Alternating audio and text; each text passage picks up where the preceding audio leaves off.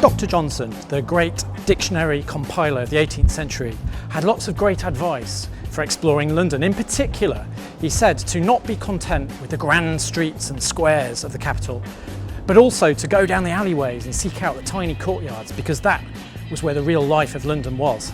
Now we're going to do that today in the alleyways to the west of Fleet Street.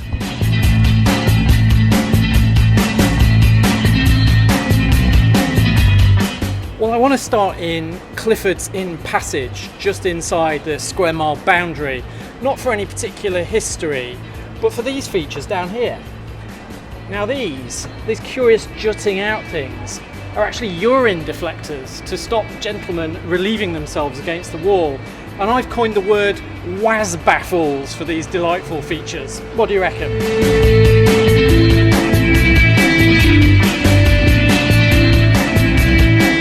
This is Crane Court, just east of Fetter Lane. Now it's not much to look at today, but go back 200 or 300 years and this was a buzz with scientists and gentlemen of books moving up and down the street, because this was the home of the Royal Society, one of the most august scientific bodies in the world, still going strong today, 350 years later.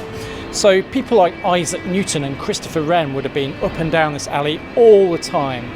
Now there's not much here today to show that this was once the site of a major scientific body, except for this slightly awkward orrery style lamp behind me.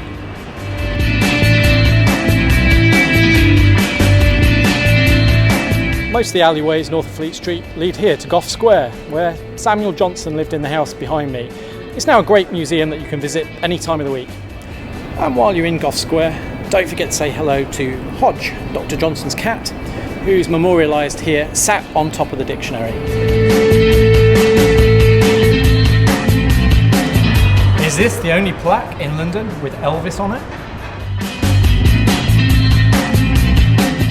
While most of the historic, interesting alleys are north of Fleet Street, it's worth popping to the south as well. I mean, if nothing else, just for some of the street names. And we have to finish here in Wine Office Court at what must be one of the most famous pubs in London, the Old Cheshire Cheese behind me. It's built around the time, well, just after the Great Fire, and it may well have been there before that as well. It's one of the best pubs because it's just got so many rooms to explore, all dark and dingy, and you can't even get a phone signal in there, so it's like stepping back in time. Well, I'm going to go in and enjoy a pint, so cheers.